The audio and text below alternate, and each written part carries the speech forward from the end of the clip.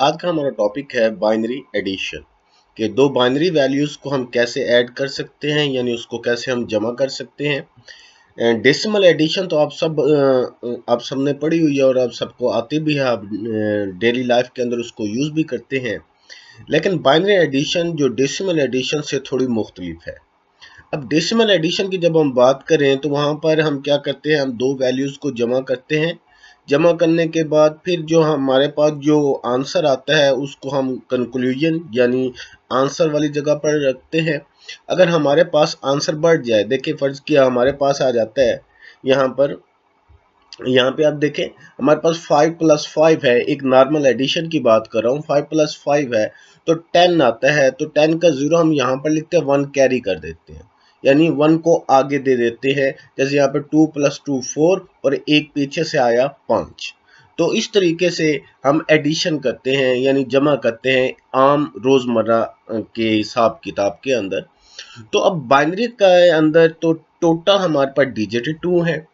देखिए यहाँ पर तो हमारे पास टोटल नंबर ऑफ डिजिट है 10, 0 to 9। जैसे 1 2 3 4 5 6 7 8 9 तक हमारे पास डिजिट है। तो हम जैसे हमारे पास आ जाता है 1 + 1 हम 2 लिख देते हैं, 2 + 1 आ जाता है हम 3 लिख देते हैं। लेकिन बाइनरी के अंदर तो ये डिजिट ही नहीं है। बाइनरी के अंदर तो सिर्फ दो डिजिट है, एक 0 और दूसरा 1। तो बाइनरी एडिशन को समझने के लिए या बाइनरी एडिशन को परफॉर्म करने के लिए सबसे पहले हमें बाइनरी एडिशन के कुछ रूल्स को देखना होगा, जिनको सामने रखते हुए हम बाइनरी को एडिशन कर सकते हैं।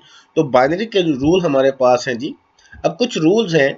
अगर हम कोई बाइनरी एडिशन, डिवीजन, मल्टीप्लिकेशन करना चाहते हैं तो हमें इन रूल्स को फॉलो करना पड़ेगा। अब इन रूल्स को फॉलो करने की क्यों ज़रूरत पड़ी? इस वजह से क्योंकि यहाँ पर हमारे पास नंबर ऑफ जो डिजिट्स है वो दो है, एक 0 और 1।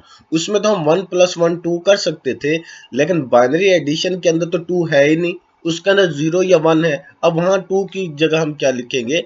तो उस हवाले से हमारे पास 4 पॉसिबिलिटीज आ जाती हैं, 4 मुख्तलिफ कंडीशंस आ सकती हैं। तो उसको हम देखते हैं। पहली कंडीशन क्या है? हमारे पास आ जाए 0 + 0, क्योंकि बाइनरी के अंदर तो दो ही डिजिट है, एक 0 और एक 1। वो कहता है अगर 0 + 0 आ जाए तो इसका आंसर क्या आएगा? इसका जो सम आएगा वो 0 होगा। कैरी क्या जाएगा, यानी आगे क्या जाएगा? जब सम ही 0 है आगे कुछ जा ही नहीं सकता, तो इसका कैरी भी आगे 0 जाएगा, यानी 0 + 0 is equal to 0, just like the decimal. ठीक हो गया। अच्छा, अगर दूसरे केस के अंदर हमारे पास आ जाता है 0 को 1 में प्लस करें, यानी 0 1 को प्लस करें। देखिए ये भी बिल्कुल डेसिमल एडिशन की तरह है, 0 + 1 1, तो सम इसका 1 होगा और आगे कुछ भी नहीं जाएगा, यानी कैरी हमारे पास यहाँ पर कुछ नहीं होगा। ठीक है। उसके बाद तीसरा कंडीशन है हमारे पास 1 + 0, 1 + 0 इज इक्वल टू 1। देखिए 0 को 1 में जमा कर दें या 1 को 0 में जमा कर दें, एक ही बात है। तो 1 + 0 हमारे पास आ जाएगा 1, तो 1 का जो कैरी जाएगा 0। ये तो बिल्कुल नॉर्मल केसेस है। जो लेटेस्ट केस है, ये जो इम्पोर्टेंट चीज़ है जो मैं आपको समझाना चाह रहा हूँ वो ये है कि हम किस तरीके के साथ 1 + 1 को करेंगे। देखिए डेसिमल के अंदर तो 1 + 1 इज इक्वल टू 2 हो जाता है, लेकिन बाइनरी के अंदर तो 2 का डिजिट ही नहीं है, तो वहां पर क्या करेंगे? तो ये जो हमारे पास स्पेशल केस है इसको देखते हैं। ये देखिए हमारे पास यहाँ पर ये जो चौथा केस है 1 + 1। अब बाइनरी के अंदर 1 + 1 2 नहीं होगा, ये बात आप जहन नशीन कर लें। बाइनरी के अंदर 1 + 1 2 नहीं होगा। बाइनरी के अंदर अगर ऐसी कंडीशन आ जाती है 1 + 1, तो इसका जो आंसर आएगा वो 0 होगा। जैसे हम डेसिमल के अंदर करते हैं 9 + 1 10 होता है। ऐसे होता है ना कि 9 के अंदर हम 1 जमा करें तो 10 हो जाता है। तो अब हम उस लोकेशन के ऊपर 10 का 0 रखते हैं, एक आगे कैरी कर देते हैं, यानी उसका आंस के अंदर उसके नीचे 0 लिखेंगे और एक को अगले नंबर के ऊपर कैरी कर देंगे। तो यहाँ पर भी हमारे पास टोटल नंबर जो डिजिट है वो दो हैं, एक 0 एक 1। 1 + 1 आ जाए तो 1 + 1 2 होता है और 2 बाइनरी के अंदर एग्जिस्ट ही नहीं करता। तो ऐसी पोजीशन के अंदर हम क्या करेंगे? हम आंसर के अंदर लिखेंगे 0, एक को आगे कैरी करेंगे, बिल्कुल उसी तरीके के साथ जैसे हम इधर करते हैं, जो डेसिमल के अंदर करते हैं। 9 + 1 10 होता है, तो हम 10 की लिखते तो 0 हैं, एक यानी 10, 9 जमा 1 10 हुआ, 0 हमने लिख दिया और 1 हमने कैरी कर दिया, तो इधर भी 1 प्लस 1 के अंदर वही 0 1 आएगा, यानी आंसर के अंदर हम 0 लिखेंगे और 1 को कैरी करेंगे। तो बाइनरी एडिशन के अंदर ये 4 पॉसिबल सिचुएशंस आ सकती हैं। जब हम 4 पॉसिबल सिचुएशंस को देखते हैं तो इनको अगर हम समझ लें तो बाइनरी एडिशन डेसिमल एडिशन से भी ज्यादा आसान है। तो हम इसका एक छोटा सा यहाँ पर क्वेश्चन देखते हैं। देखिए जी, हमारे पास क्वेश्चन है, इसके अंदर 2 बाइनरी वैल्यूज हैं। एक है जी 0 0 1 1 0 1 0 प्लस 0 0 1 1 0 0। तो पहली वैल्यू जो डेसिमल की 26 से बनता है जिसका, और दूसरी वैल्यू जिसका डेसिमल का 12 बनता है, इन दोनों को जब हम सम करेंगे, देखें 26 प्लस 12, इनको जब हम सम करते हैं तो हमारे पास आंसर आता है 38। ये तो हो गया ना डेसिमल का, जो हम आम मैथमेटिक्स के अंदर करते हैं। तो बाइनरी को कैसे ऐड करेंगे, तो अब देखें, अगर हम इस 26 को और इसको हम ऐड करना चाहें, देखिए पहला केस क्या है, 0 plus 0 0 plus 0 0 plus 0 according to rule 0 आएगा, आगे कुछ भी नहीं जाएगा। तो फिर हम यहाँ पे देखते हैं, ऊपर 1 है, नीचे 0 है, 1 प्लस 0 1 प्लस 0 1 आएगा और कैरी कुछ नहीं जाएगा, उस रूल वाले टेबल जो मैंने अभी आपको बताया उसके मुताबिक। तीसरे केस में क्या है, 0 प्लस 1, तो ये भी तीसरा केस है, 0 प्लस 1 0 प्लस 1 1 के बराबर है और आगे कुछ नहीं जाएगा। तो अगला केस देखें जी, अगला केस है 1 प्लस 1 1 प्लस 1। ये चौथा केस है कि 1 जमा 1 वैसे तो 2 होते हैं, बाइनरी के अंदर 2 तो नहीं होते। तो अब नीचे हम लिखेंगे 0, यहाँ पे देखिए 0 लिखा गया है, एक हम अगले नंबर पर कैरी करेंगे, यानी एक आगे चला जाएगा। ये देखिए 1 प्लस 1 इज इक्वल टू 0, एक हमने आगे दे दिया, कैरी कर लिया। अब यहाँ पर हमारे पास 3 वैल्यू है, 1 प्लस 1 1 प्लस 1 क्या हो गया हमारे पास 0, और 0 प्लस 0 इज इक्वल टू 0। देखें 1 प्लस 1 0 1 हो गया, एक आगे कैरी चला गया, आंसर हमारे पास आया 0। 0 प्लस 0 क्या आ गया हमारे पास 0, एक आगे चला गया। अब देखिए 0 प्लस 1 1 1 प्लस 0 1, और ये आगे 0 का 0 आ गया। तो बिल्कुल आसान है बाइनरी एडिशन कि आपको वो 4 रूल देखने, उन 4 रूल के मुताबिक 0 1 को ऐड करना है और इस तरीके से आपने चलना है। तो इसमें कोई दूसरी बात नहीं है, कोई दूसरा नंबर आ नहीं सकता, कोई दूसरी पॉसिबिलिटी हो नहीं सकती, क्योंकि बाइनरी एडिशन के अंदर हमारे पास टोटल नंबर ऑफ डिजिट है 2 0 और 1, और 2 के ऊपर 4 मुख्तलिफ कंडीशंस आ सकती हैं। वो 4 मुख्तलिफ रूल हमने डिस्कस किया, उन रूल्स को सामने रख के आपके पास जो भी वैल्यू आ जाए आप उसको इजीली ऐड कर सकते हैं। तो उसके बाद एक दूसरी कंडीशंस है, एक दूसरी एग्जांपल है, जिसके अंदर एक क्वेश्चन है 1 1 1 0 1 एंड 1 1 0 1 1। दो वैल्यूज हैं बाइनरी की, इनको एडिशन करने को कहा गया है। ठीक है, हम इनकी एडिशन कर लेते हैं। देखिए जी, पहली वैल्यू क्या आ गया हमारे पास 1 1, यानी 1 1 1 0 1, ये पहली वैल्यू है, और दूसरी वैल्यू है 1 1 0 1 1।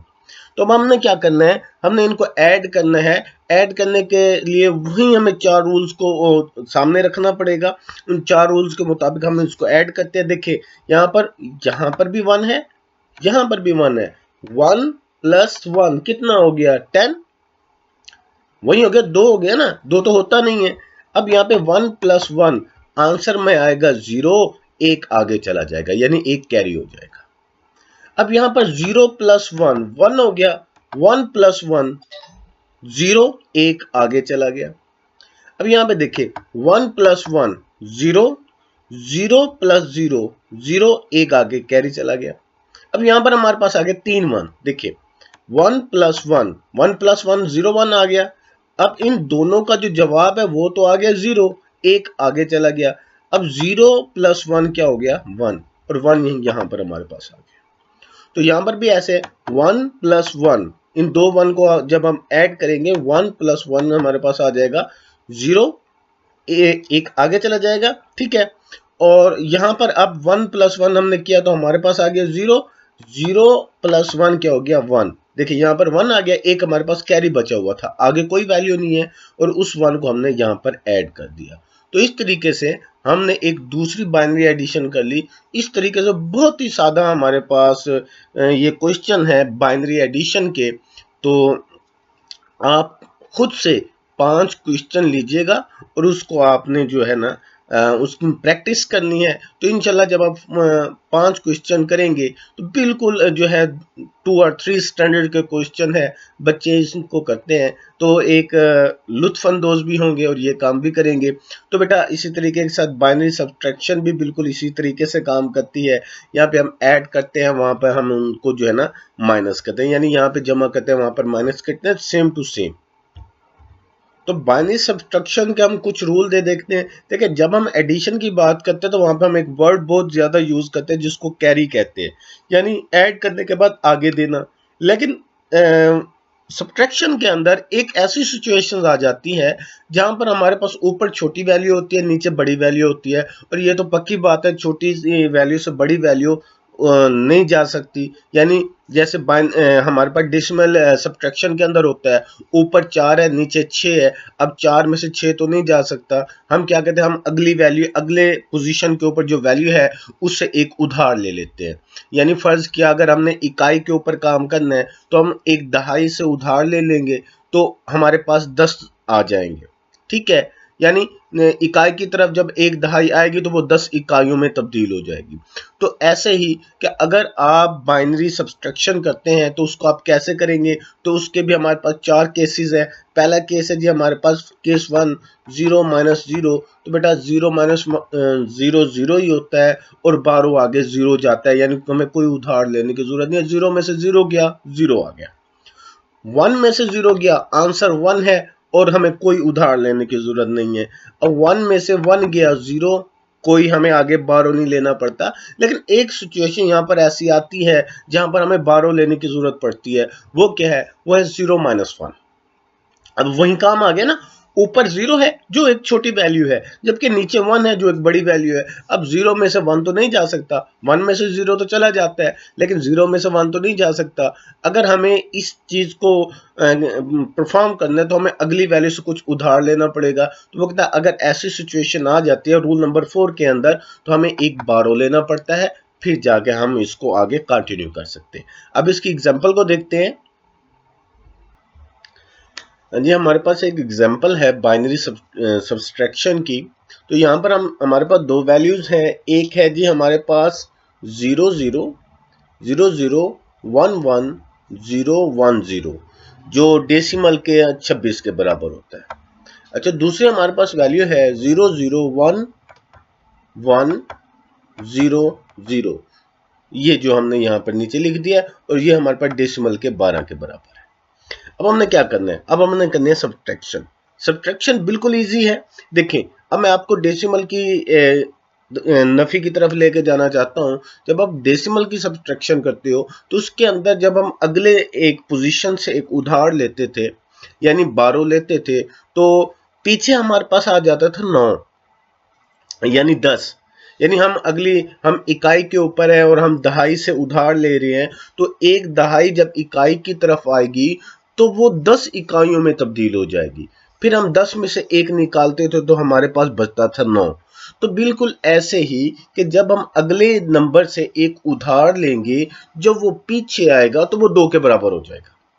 अब आप कहेंगे समझ नहीं है। देखिए अब यहां पर हमारे पास बाइनरी नंबर सिस्टम है और बाइनरी नंबर सिस्टम के अंदर नंबर ऑफ डिजिट है 2, 0 और 1।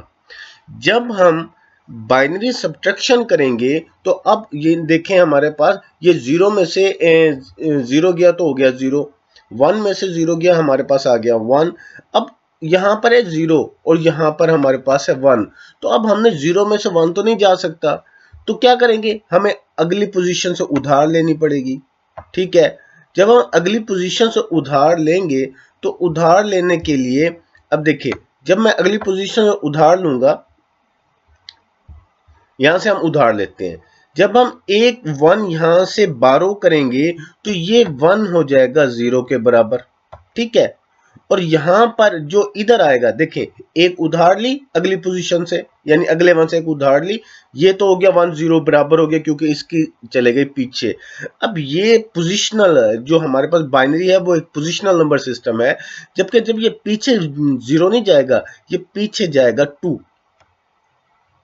2।